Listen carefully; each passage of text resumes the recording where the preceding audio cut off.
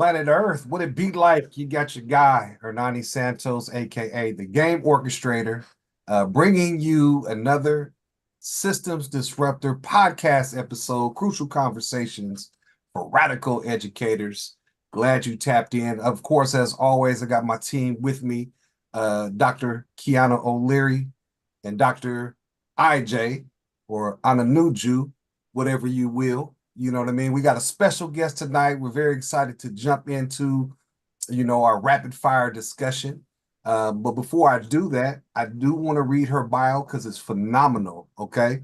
Dr. Allegra Johnson serves as Executive Director of Educational Services for Da Vinci Schools. Her past experiences include being a self-contained middle school teacher, a high school resource specialist, and a director of special education. As a systems leader, she is on a journey to understand what creating a system-wide community of access and belonging looks and feels like. Allegra earned her master's degree in special education at Loyola Marymount University and her doctorate at LMU in educational leadership for social justice. Outside of work, Allegra loves running, gardening, and cooking. Allegra loves spending time with her husband, who also works in education, their two children, and their doggy Bowser, right? Big shout out to Bowser. He might make a guest appearance. All good. And I do want to also highlight that Dr. Johnson is also the Spotlight Award recipient at this year's Edgenuity Conference, live and direct, coming from H-Town, Houston, Texas, which will be held at the University of Houston. Key, hit us with that date one time. March 22nd through March 23rd, 2024. We're excited. Get your tickets now. It's going to be fire. Hey, tap in, don't tap out. You know what I mean? If you didn't come last year, you definitely missed out. And this year is promising to bring more of the same, if not more. You feel me? All right. So if you've been tapping into our Systems Disruptor podcast, you know that this season have a totally different format. We're going to engage in a rapid fire discussion with topics. As always, Dr. Kiana is going to be the timekeeper, because if you let me and IJ do it, we'll be talking all night on one topic and we won't get through with the rest of the agenda. 5 minutes each, guys. 5 minutes each. Hey, they just call us mouthpiece. That's what they call us. All right. With that being said, y'all ready? Ready. Oh, Dr. Johnson, I forgot. You want to say something brief about your work right now? I think the audience will get something they will benefit greatly from that. Yeah, so a lot of my work, even though a lot of my titles have been around special education, my interest and focus is really around bringing this idea of neurodiversity into schools and using that as a way to help us rethink special education and general education. And if you're not familiar with the concept of neurodiversity, really briefly, that really is just coming from neuroscience and acknowledging that all of our brains are different. We all learn, on a different trajectory. This whole idea of like average students or typical students or linear learning paths is not true. It's not backed by science. And it also has really led us to create some really inflexible structures for students. And so as we start to really use neurodiversity to guide our teaching, it's going to put us in a place to be just more expansive in our thinking and more flexible in the way that we set up learning environments for kids. Man, that's big, especially when you're an equity warrior, right? Trying to make sure the babies get what they particularly need and not trying to force people in a box. So, hey, if you want to hear more about that, I'm sure she's going to be doing some other podcasts, or maybe when she accepts her award, she may drop some gems on the audience there. So make sure that you tap in. Get your tickets now to that Edgenuity Conference in March coming up. All right, y'all ready? We're ready. All right, topic number 1. Should non-certified parents be able to homeschool their children with IEPs? That's deep. That's deep. Who wants to jump in first? I could start us off. So I want to start with saying I feel a lot of empathy for parents who feel like that's the only option that they have because their kids have had such negative experiences in school that they need to go the homeschooling route. But I will say if you make that choice, you need to be really committed to putting a lot of energy into making sure that you understand the like unique needs that your child has and also the specific strengths that they have and leverage those to open up learning to them. Because what I've seen happen in the past is parents don't have a really strong understanding about who their child is as a learner and get frustrated and start to shame the child for not being able to, progress in whatever time frame they think they're supposed to.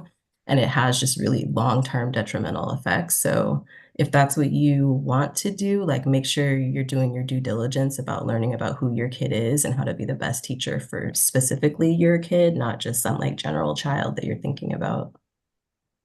Yeah, I will piggyback off of that and just say that I do believe that parents should have choices and we shouldn't strip parents of choices based on certification because I'm really big on the word educators and I believe that any and all adults can be educators. We have something to offer to our youth. Like you said, Dr. Johnson, if we're going to take the route of supporting our babies at home, then we have to put in the work. And putting in the work means that we need to understand what are some of their assets and challenges, and being able to highlight those things that they're strong and support them in those things and help them grow.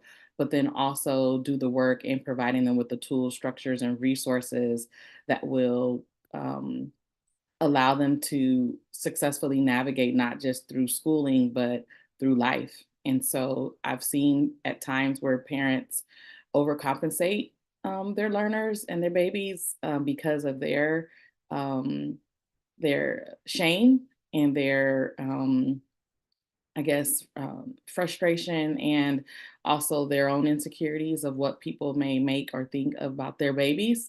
And so it sometimes does a disservice to kiddos, especially when later on they want to transition them back into public schooling. And there has been those significant learning losses, and it creates more social distance between children and their colleagues and their peers. So I would just say if you're going to, I don't want to strip parents of choice, but I definitely believe that you need to do the work if that's the route that you're going to choose for you and your baby.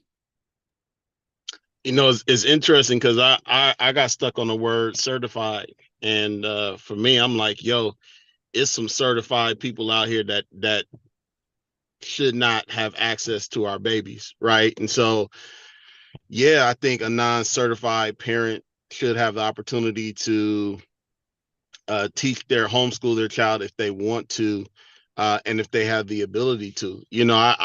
I thought about homeschooling my child who did not have an IEP at one point, but one of the things I realized is, like Dr. Allegra said, it was hard for me to work with her around things that I felt like should come easy to her because they came easy to me. And I realized that, like, the grace that I had with other people's children, it was very challenging for me to have that grace with my own child because the expectations that I had for her were almost unrealistic, right? And so, I would consider myself certified, right? But I didn't have the grace and the people skills to be able to work with my daughter in the way that I worked with other children, right?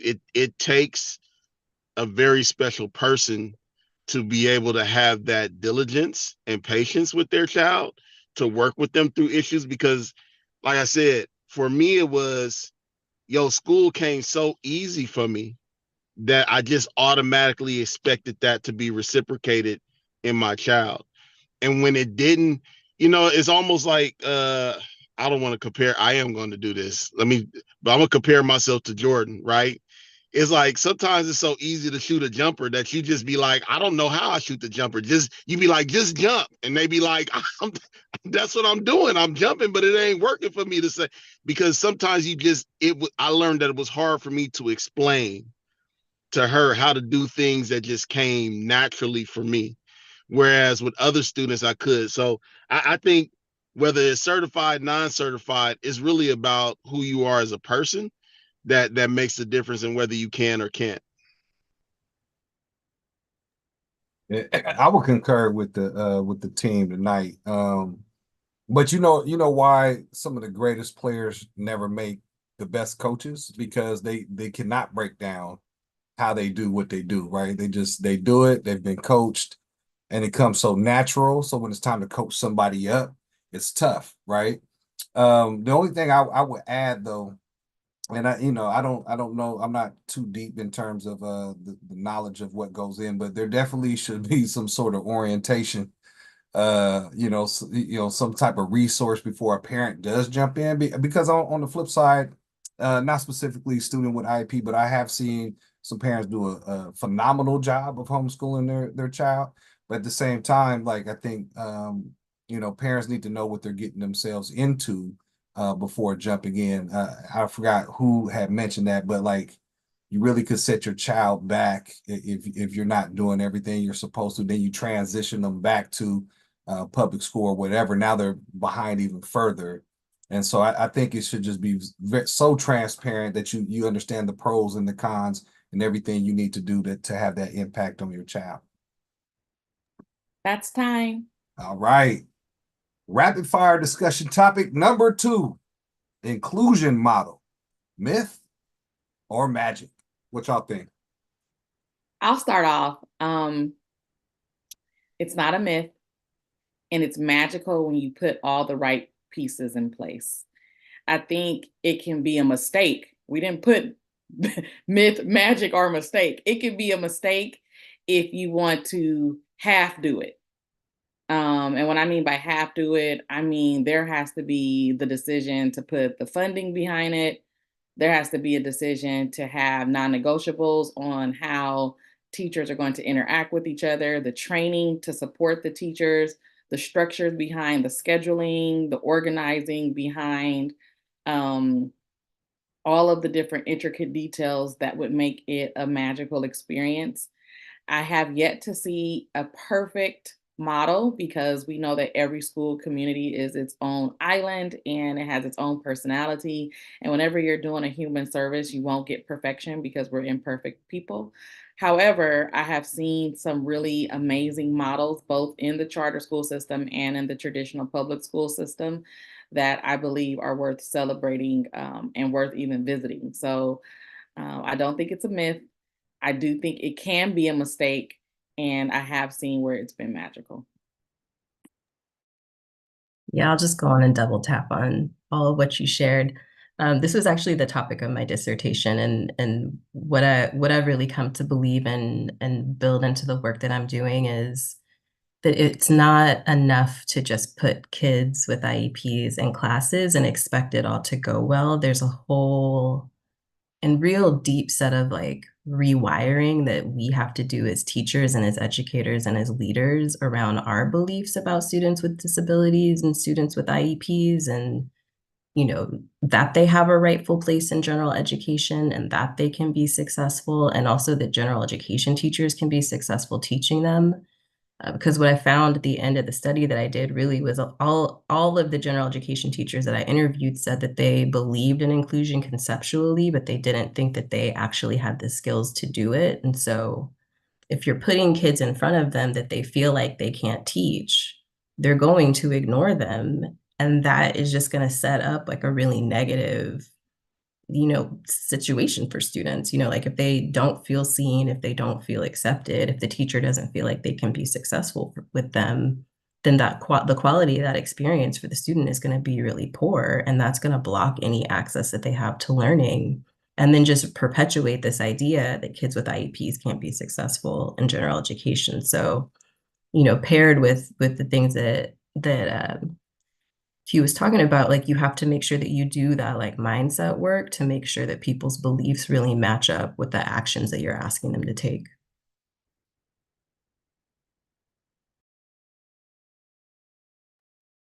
Yeah, no, I agree wholeheartedly. And it's in addition to the structure, right?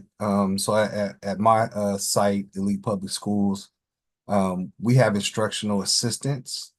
And here's what we know. The best or first direct instruction is important. And sometimes when kids aren't with the teacher, they miss that part, right? And then I'm speaking strictly secondary right now. And then it's, it's on the the teacher in their pullout to be able to be a master at every subject, right? Which is difficult, especially when you get to the secondary level. So great first instruction needs to happen, but the scholar or the student has to be in there to receive that, right? And so the way we have set up, and we need some more training with instructional assistants, but they are in the classrooms, they run small groups, they also run one-on-one, and because they're in the classroom, like nobody even realizes they're just walking around seeing who needs help, and then obviously they have their caseload. So that happens in the class as the kids are doing the work. But the instructional assistants need to be in lockstep with the teacher as well. But we have seen some benefit for the kids being in the class for the actual great first instruction. The only thing I would have all schools consider is that they have intensive training for those instructional assistants, so they can provide the necessary support. And then lastly, I will just say this: by having the full inclusion model, um, you have some kids who maybe not have been tested, right? Parents haven't taken the steps, or you might have some that are just on the cusp, and they benefit from it as well, having an instructional assistant in the classroom, working in those small groups on behalf of the student with the IEP, but they're benefiting from that as well. So you kind of see the impact being had on a much broader spectrum as well for some of the other kids who may just be struggling.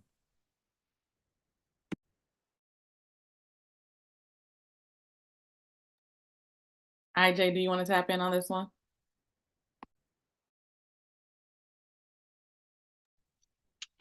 No, because y'all answered it. That's the problem when you have a ed specialist online. You don't leave space for us dumb folks to be able to give an answer. You know what I'm saying? So nah, y'all had this one in the bag. Well, we got a little extra time for the next one, and I do want to hear your perspective on number three. I'm really excited to hear you talk about number three. All right, so number 3, IEP meetings, how parents and advocates should prepare. This is a really interesting one because as you know, I've done a lot of advocate work with students and families when it comes to IEPs. I think when it comes to preparation, especially for parents, the first thing they have to do is understand that, or this is just my opinion, but I treat the IEP process almost as if it's a courtroom. And so for me, it's like we not operating in feelings, we operating in facts, right? Facts as it relates to what has occurred and what hasn't occurred to be able to support our student to be the best version of themselves in the space. Because, and the only reason why I say that is because when we show up with a lot of emotion, the meetings become unproductive. And we end up spending 2, 3, 4 hours going in circles about some of the same things and not really getting progress in terms of like developing an action plan that's going to support the student. And the thing about that is that people get tired mentally, physically, psychologically in those meetings, and the longer they go, the more unproductive they become. I think the other piece that I always advise parents to prepare for is make sure that they are demanding that positive things are said about their child. Do not allow those meetings to become an indictment of everything that your child is doing wrong or struggling with. And so preparation can be just simply like you detailing what your child is good at and great at, and then making sure that those things are accounted for in the meeting, right? If you're not hearing in the meeting the things that you've already identified about your child, then you understand that no one is developing the type of relationship with your child that is necessary for them to really succeed in that school environment. So that's kind of where I would start with it is with those two things. I really love that. And I would just want to add also that, you know, parents are their children's first educator. Like, you know your child better than all of these other people with the credentials in the room. And so as you're having conversations about like the goals in particular and the accommodations that like that your child is going to need to be able to show up as their best self at school, like that's a part of the conversation that you should be really actively engaged in. And also, I always encourage parents to have a conversation with their kids before they step into those IEP meetings to get an understanding of like, how is the child experiencing the IEP at school? Like, how are they experiencing being in special education? So if there are pieces that you need to advocate around, or if there are insights that you need to share that no one is aware of, you come ready with that information. But I think the frustration I've always had with IEP meetings, especially from like the school staff side, is that there's a level of defensiveness when parents try to participate that I feel like is incredibly inappropriate.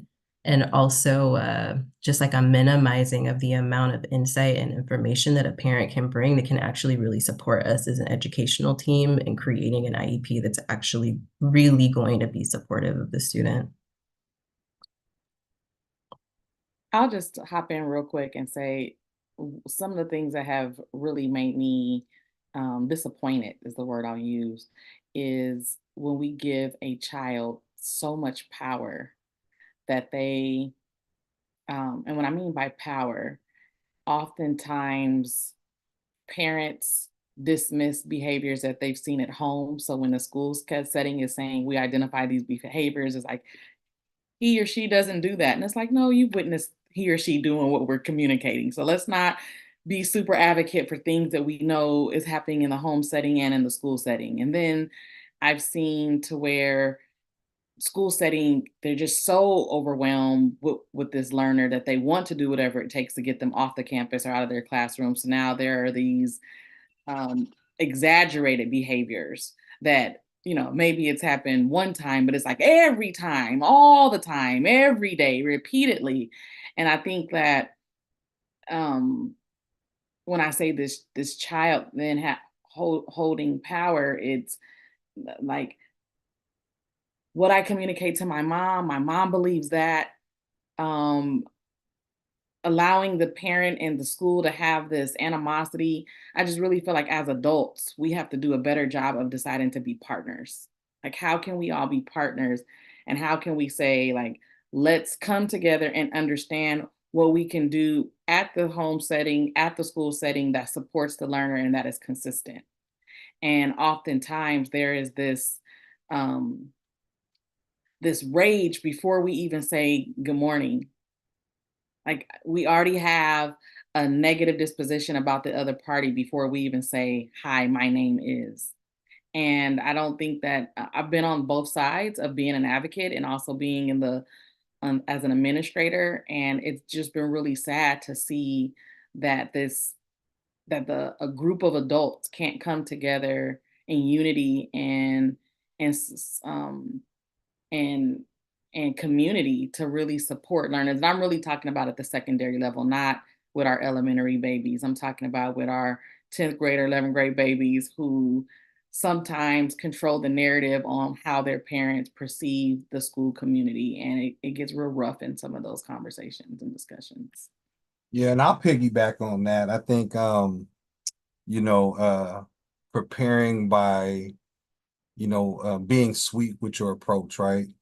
I always tell my older students, you catch more bees with honey than you do with vinegar, right? So that would be my advice to parents as well, just being prepared. And you can do a lot of that by just asking questions, right?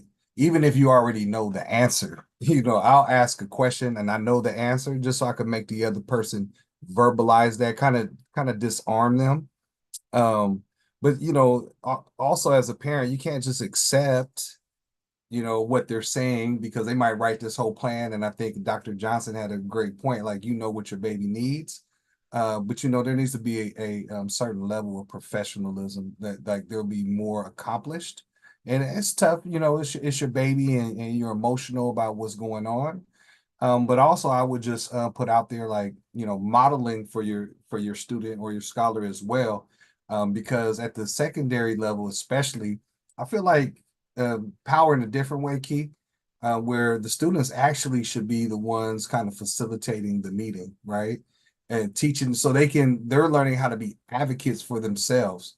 Whether that's giving them a script when they're early on, maybe in middle school, where they're reading a script and kind of leading that meeting to the point where when they're in high school, they know how to lead their own meeting. I think this is something empowering about that, so they can advocate through high school and beyond, right? They're not a stranger for going to get what they need to be successful. So yeah, so I think like just a different approach, a different mentality going in the meeting is how I would prepare. Ask plenty of questions, because I've seen, like I said, I've seen IEPs teams like, okay, we need this, and that, and other. Parents just like, okay, so ask questions, and then being a model for your scholar, right? So they can be an advocate for themselves. That's time. All right. Rapid fire discussion topic number 4. Why are disproportionate referrals still happening in 2023 and 24? On your marks, get set, go. Racism. That was Oh, we my just answer gonna call it too. out. Okay, we just gonna call it out. Okay. I have our keynote speaker last year at the Equity Ingenuity Conference was Dr. Bettina Love. Shout out to her. Boop, boop. And she dropped her new book, if you haven't picked it up, Punished for Dreaming. And so I'm reading that text because I'm going to be leading a book study here in Houston in a couple of weeks.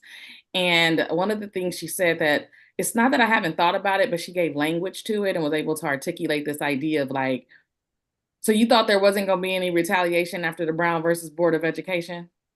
Like, we really thought everyone was going to be kumbaya, and she really gave evidence as to the state of Virginia shut down public education for 5 years after Brown versus Board. Like, nobody getting an education if we got to integrate kids. And so they're the only way to retaliate is to create policies and systemic barriers that would create pipelines for marginalized group of learners, particularly Black children, children of color, so that they wouldn't have access to best education. They decided to privatize education to get their learners out of public because they just were not supportive of the Brown versus Board. And so when we think about that, we're celebrating 50 years of it in 2024. And we're still seeing some of the retaliation from a decision that was made 50 years ago. So I would support what IJ says is racism. It's racism and unacknowledged implicit bias. I mean, special education is inherently a deficit-based system, and the entire purpose around special education is to sort and to categorize kids. And even if you look at the eligibility categories where the majority of students end up getting eligible for special education, it's specific learning disability and other health impairment, both of which are incredibly subjective measures that really only exist within education. And the tools that we use to assess kids to give them that eligibility category, like, those all came out of eugenics. The entire purpose really is just to label and sort kids, and the entire infrastructure of it is just incredibly racist. It's always been predominantly students of color who end up being qualified for special education. So there's really, if you just have to pay attention to see it, it's not a secret. There's nothing like hidden about it.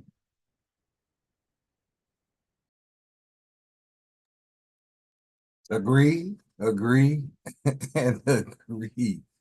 I will say this too. Just thinking about it from a different lens. Sometimes it's Black and brown educators perpetuating because they were able to navigate those waters and go to college and do their thing. And then because it's kind of like what IJ said, because he was able to do it, everybody else should be able to do it, not even realizing, the amount of people that are oppressed because of the system. And so just not being, self-aware enough to understand, like, you were the exception and not the rule. You were able to get through it, and that's just, that's not the case in large. Um, and so just, there needs to be a lot of work around, changing perspective and lens. That's one thing that I always say. Just because you did it doesn't mean that the system is not. Well, IJ says the system is working perfectly. That's what it was designed to do. And so I agree 100%. And again, and educators still, I mean, still not taking their, no desire to really get to know their kids. Which, for us that have that perspective makes it working with our babies easy, right? Because I'm from that, right? So everything that a child might be doing, I already got the game for that, right? So I'm gonna hold you back. I'm gonna spit some knowledge to you, and I'm gonna work with you. You know what I'm saying? Um, and lastly, I would just say, I heard this from IJ at one of his talks when we first started doing these webinars in terms of dehumanizing. Every time we kick a kid out, we're dehumanizing. It was really deep to listen to him speak on it. And to the point where, they don't want to be a part of the school system because they're always being kicked out, right? And then he ended it by saying, like, well, they're gonna find somewhere that loves them, right? Loves them. And so the streets are just, waiting with his arms open for a place that they're being affirmed, right? And that really is the issue. And instead of taking the time to really get to know the students and see what they need, it's just easier for some folks to just put them out. Like, you know what I mean? Just kick them out of class. And then you don't think you have to deal with it. But we all know, you think about some of the students that they gave you the most challenge. Okay, years over, they move on. But guess what? You're gonna have another student with similar challenges the next year. So instead of changing yourself, you're just focused on getting those kids out. Yeah, and I just want to piggyback on that. Beyond racism, the other culprit here is capitalism. And that's because capitalism is designed that to create disparities among people, right? It's designed to create haves and have nots. And so one of the quickest ways that you have those who profit and those who don't is through the educational system establishing right then and there, right from kindergarten on up, that like some of you will be rich and some of you will be poor, or some of you will be academically successful and some of you will be academically failures, right? And when you create that and then you mimic academic success or lack thereof with economic success or lack thereof, right?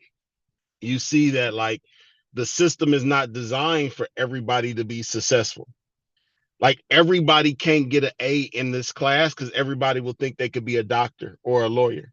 And if everybody becomes a doctor or a lawyer, then somebody ain't working at McDonald's.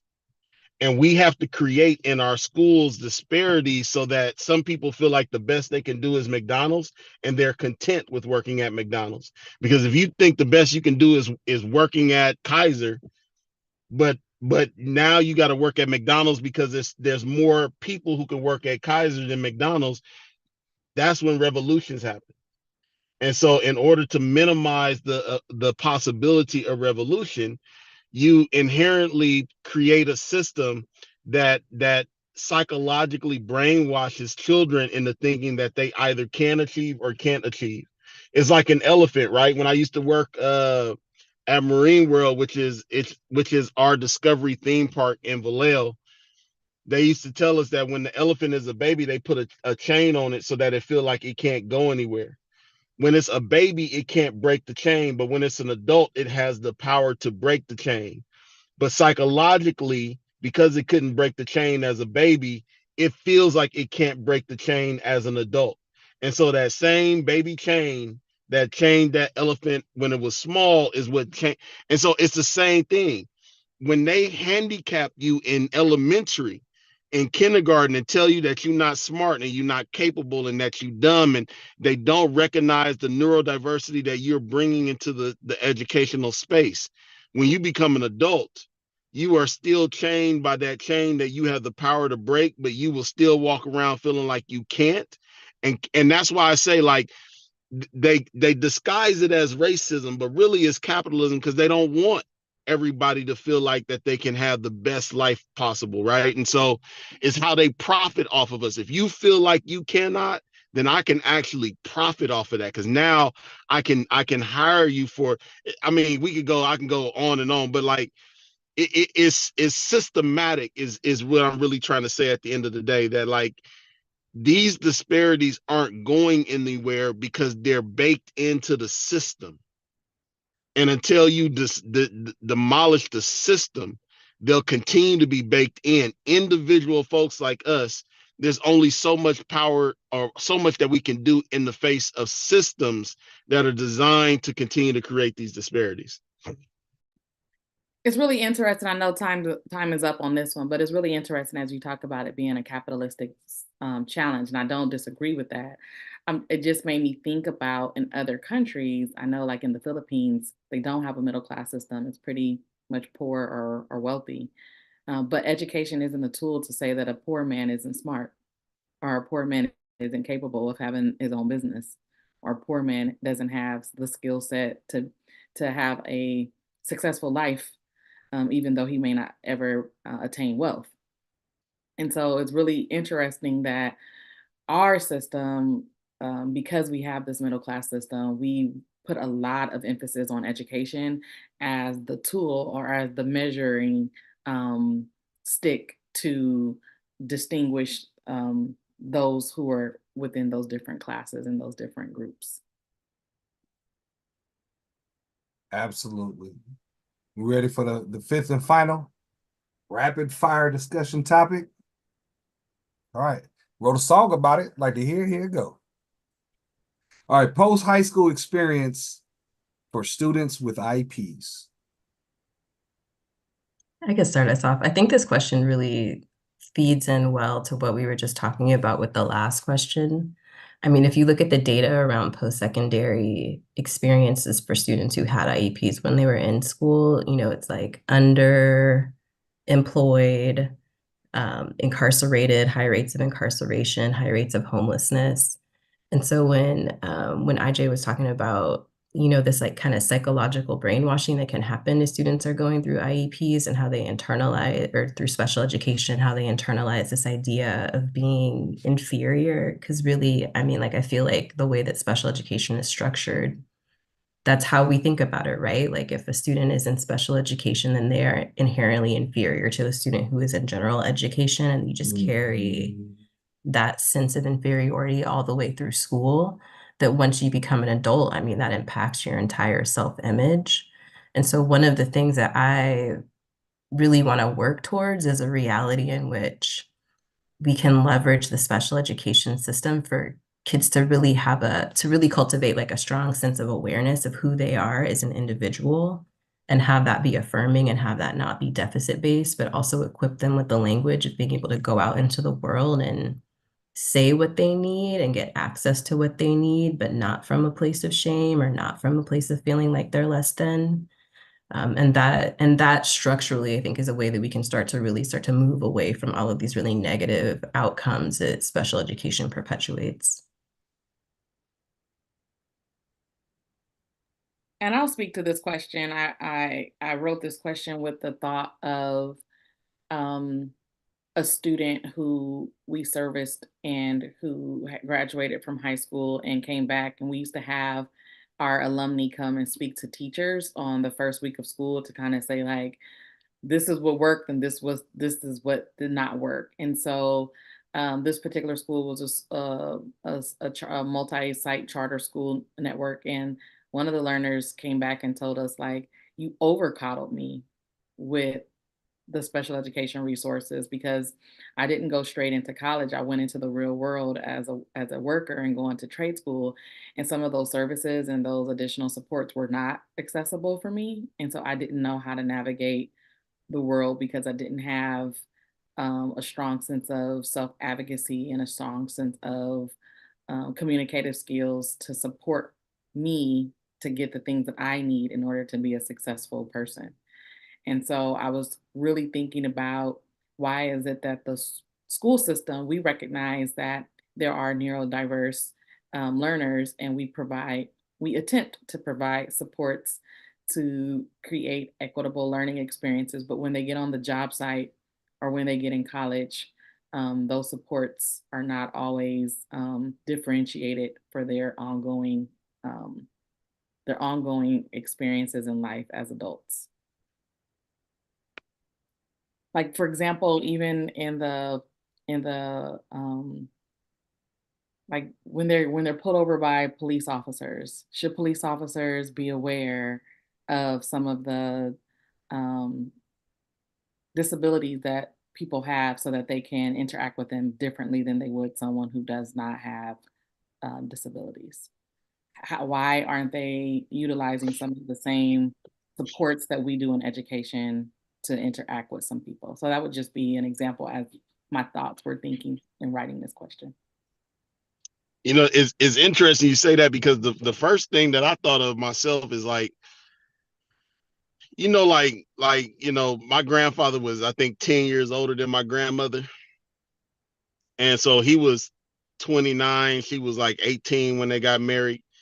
And that gap seems big until he was like 89 and she was 80, and they just both was old. You know what I mean? And you just like, it's like the older you get, the less significant that gap is.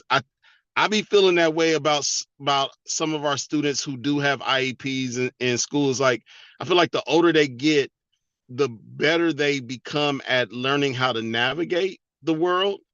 And so, like, it's many times that I have had friends and colleagues that was completely unaware that they needed those supports, because they has gotten so good at figuring out what they needed to be successful and how to navigate the world in a way that you would be like, yo, like, I would have never even guessed that you had uh uh a learning difference, right? And so I think, yeah, there's that piece of, you know, some of them are not able to overcome, but I think, man, I think far more of our students show a resilience outside of school, post education, that if we gave them more opportunities in school to show that resilience, we could really see just how dope they are, right? Because they they're having families, they're getting married, they're buying homes, they're like, when you get out into the quote unquote real world, those accommodations, like you said, aren't there. And I'm finding that some of them are really, really excelling as they get further and further away from childhood, and begin to develop better and better the systems that they need to be successful as adults. 100, man, 100. Our director of special ed, Dr. Steph Sanders, when he first came aboard with us, we were having a conversation, and his goal, it was to uh, do what was necessary to the point where the student didn't need the IEP as much, right? He said the IEP should not be a life sentence. Um, and so that really makes me think that as a school system, we are not, and there's a myriad of reasons, but we are not doing a great job of um, creating goals for the students to attain so they can progress to the point where it is not a life sentence. By the time they're close to being seniors, the supports are needed much less than in the beginning, say when they were in elementary. And we don't do a great job of scaffolding that. And then the kids get passed through, they fall further and further behind because the goals weren't effective. Um, and that's why it goes back to my earlier point. Like, I really think that we should train the students as they get older to be able to facilitate their own meetings so they can express actually what they need. I mean, how many of us been in the IEP meeting where the kids just kind of sat there like, listen to it was almost like they weren't even in the room, right? The adults are having this conversation about them, but they could have been just a fly on the wall, you know what I mean? And not really incorporating them into their own meeting. Like that, to me, that just doesn't make any sense. So we have to do a better job of and be, be a little more intentional so they don't have to have all of those supports. And like Keith said, by the time they get to high school, they're relying less on it. And obviously, there are going to be situations where the supports are going to be necessary to determine. I mean, depending on that situation. But they should have those opportunities, in my opinion, so they can be prepared to be their own advocates in that real world. And IJ, that was heavy, man. You're absolutely right, because that gap does narrow, and no one's walking around like, hey, what does your IEP say? At age 37, or whatever the case may be, right? We're all humans, and we're all, trying to do the best we can, make a living, taking care of our family. Yeah, they just, I mean, the students just need an opportunity to do that, you know. Yeah, and a lot have gone on to have, wonderful lives, So that's my 2 cents for what it's worth. And that's time. We did good. And Hey, we getting better. we getting better. All right, Dr. Johnson, that's the end of the rapid fire discussion topics. At this juncture, I mean, do you have anything to say to all of the viewers out here? Any parting words? Well, first thing, can't wait to see you in Houston at the conference. Can't wait to see you. And if you would like to connect with me, we can connect on LinkedIn, or you can email me at drallegrajohnson@gmail.com. And I really am just on a mission to be really supportive to schools and districts and helping them really, go through that mindset shift that they need to go through so that they can then do all of the tactical things that they need to do to make our special education programs truly inclusive and make our general education classrooms a place where really all learners can be acknowledged and thrive and supported and wanted. And so if you are interested in doing any of that kind of work, just go ahead and reach out to me and we can talk about partnering. That's dope. That's dope. Well, on behalf of Mentee Educational Services, we just want to thank you for taking time out of your evening. I know we're all busy, but this means a lot to us to be a part of this latest episode of our System Disruptor podcast, Crucial Conversations for Radical Educators. And, as Dr. Johnson just mentioned, make sure that you go to our website, tap in, buy your tickets now. You know what I mean? The early bird catches the worm for this Edgenuity conference that we're having in Houston, Texas, at the beautiful campus of the University of Houston. Key, hit us with the date. March 22nd through 23rd, Houston, Texas. It's going down. Super duper excited. And Dr. Johnson is one of our Spotlight awardees. And I'm so excited to hear the gems she's going to drop as she accepts her award. Well, those listening understand why she's one of the Spotlight Award winners. Phenomenal work, and we appreciate everything that you do for our babies. You dig? An honor and a blessing every single day. All right. With that being said, Key, I think it's time, huh? Go ahead and put a fork in this episode. It's done. All right, y'all. Until the next time, y'all be smooth out there. And don't procrastinate on this conference. Y'all just go ahead and do it, because we got a lot of feedback after the last one. People were super, oh, I'll be at the next one. You don't want to have that mindset, right? Go ahead and tap in. Don't tap out. With that being said, man, y'all be smooth, and we'll see you in the next episode. Happy holidays, everyone.